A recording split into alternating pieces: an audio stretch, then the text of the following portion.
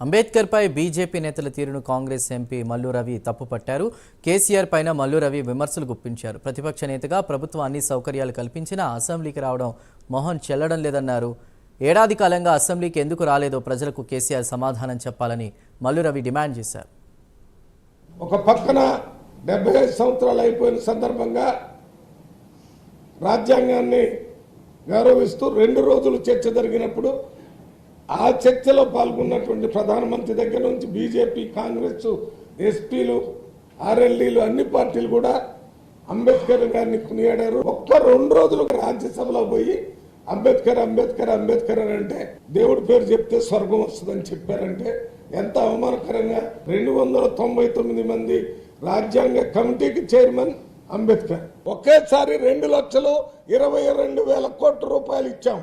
21 లక్షల మంది రైతులకు ఇచ్చాం. ఏం చెప్తావు కేసీఆర్? నువ్వు ఏం మాట్లాడుతున్నావు? నవ్విపోతారు. నేను చేపలు చెరువు కింద మంట పెట్టాను, చేపల కూర పెడతాను, ఏం చేస్తారో చెప్పండి. ఒక పక్క